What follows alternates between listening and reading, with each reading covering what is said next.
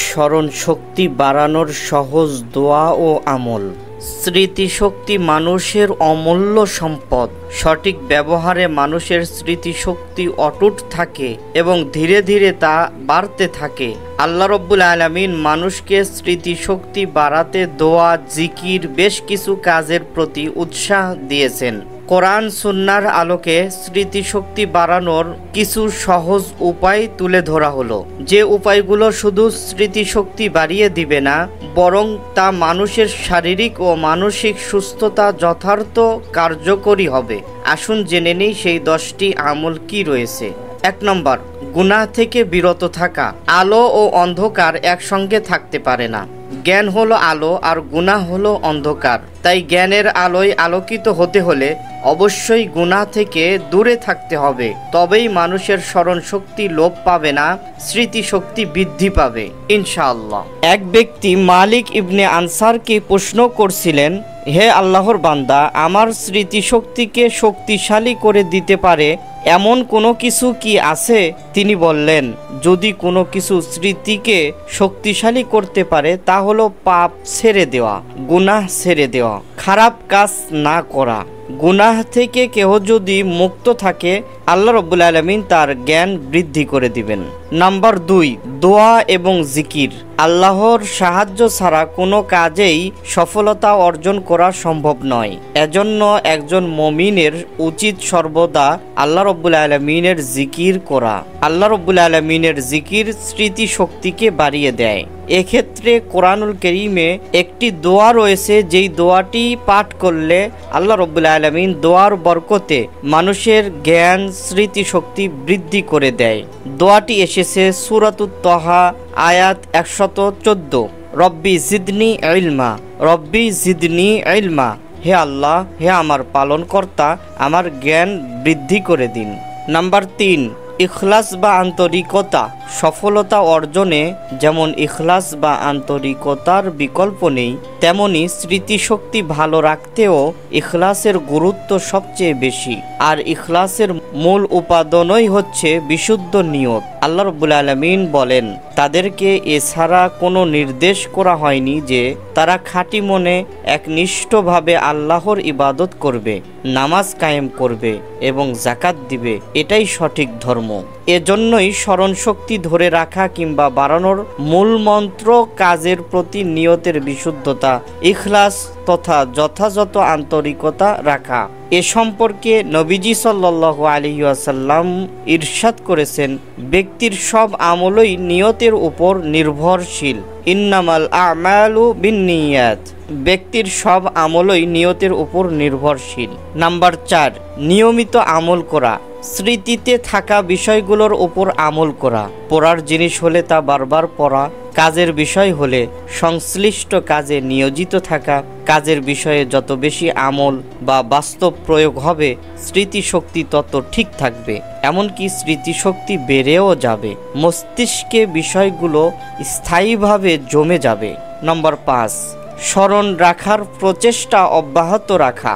সবার মুখস্থ করার পদ্ধতি বা স্মৃতিশক্তি এক নয়। কারো শুয়ে পড়লে তাড়াতাড়ি মুখস্থ হয়, কারো আবার হেঁটে হেঁটে পড়লে তাড়াতাড়ি মুখস্থ হয়, কেউ আবার নীরবে পড়লে তাড়াতাড়ি মুখস্থ হয়, কেউ বা আবার আওয়াজ করে পড়লে তাড়াতাড়ি মুখস্থ হয়।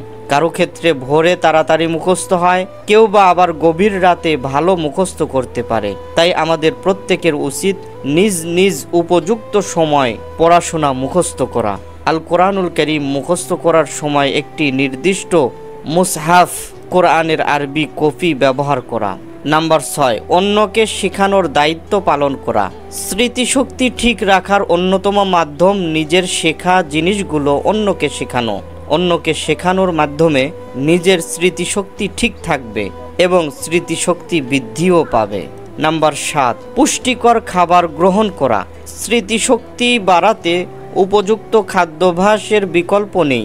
মস্তিষ্কের গঠন ও উন্নতির জন্য উপযোগী খাবার গ্রহণ করা।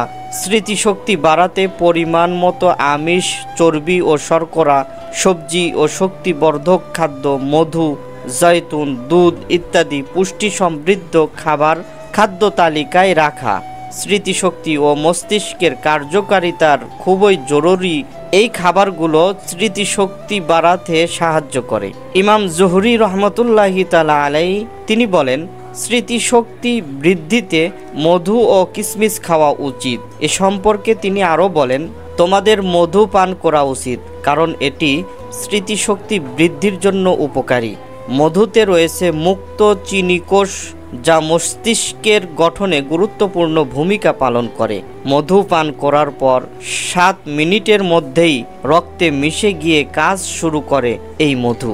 যে ব্যক্তি হাদিস মুখস্থ করতে চায় তার উচিত কিশমিশ খাওয়া। নম্বর 8, অপ্রয়োজনীয় কাজ ছেড়ে দেওয়া। প্রয়োজনীয় বিষয়গুলো স্মৃতিতে জমা রাখতে অপ্রয়োজনীয় বিষয় ও কাজ ছেড়ে দেওয়া জরুরি।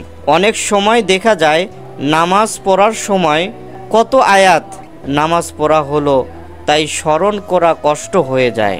সে কারণে অপ্রয়োজনীয় কাজে মন ও স্মৃতিকে ব্যস্ততায় নিয়োজিত না করা, অযথা আড্ডা, গান, সামাজিক যোগাযোগ মাধ্যমে সময় ব্যয় না করা। নম্বর 9, যথাযথ বিশ্রাম নেওয়া। স্মৃতিশক্তি বাড়াতে মস্তিষ্ককে বিশ্রাম দেওয়ার বিকল্প নেই। মস্তিষ্ককে বিশ্রাম দিতে হলে অবশ্যই নিরিবিলি, কোলাহলমুক্ত পরিবেশে সময় কাটাতে হবে। কাজের ফাঁকে ফাঁকে সময় ও ক্ষণ অনুযায়ী সামান্য সময় হলেও বিশ্রাম নেওয়া জরুরি। এই বিশ্রাম মানুষের ক্লান্তি দূর করে, স্মৃতিশক্তি বাড়াতে কার্যকর ভূমিকা পালন করে। এটি বিশ্বনবী সাল্লাল্লাহু আলাইহি ওয়াসাল্লামের সুন্নাতও বটে। নম্বর 10, আল্লাহর উপর ভরসা করা। স্মরণ রাখা কষ্টসাধ্য কাজ। কোনো কিছুই মনে রাখতে পারছেন না, তাই হতাশ হওয়ার কিছুই নেই। স্মরণ রাখার প্রচেষ্টাই স্মৃতিশক্তি বাড়িয়ে দিবে। আশাহত না হয়ে যে কোনো কাজে নিয়মিত প্রচেষ্টা চালিয়ে যান। স্মৃতিশক্তি বাড়াতে মহান আল্লাহ রব্বুল আলামিনের উপর প্রচণ্ড আস্থা ও বিশ্বাস রেখে প্রচেষ্টা চালিয়ে যাওয়ার বিকল্প কোনো পথ নেই। আল্লাহ রব্বুল আলামিন মুসলিম উম্মাহকে উল্লেখিত বিষয়গুলোর প্রতি যথাযথ যত্নবান হওয়ার তৌফিক দান করুক। গুণামুক্ত জীবন গড়ার মাধ্যমে নিজেদের স্মৃতিশক্তি অটুট রাখা সহ তা আরও বাড়ানোর তৌফিক দান করুক। আল্লাহ রব্বুল আলামিন আমাকে নিজে এবং আপনাদের সকলকেই এই 10টি বিষয়ে আমল করার তৌফিক দান করুক। আমিন। আসসালামু আলাইকুম ওয়া রাহমাতুল্লাহি ওয়া বারাকাতুহু। সুগন্ধি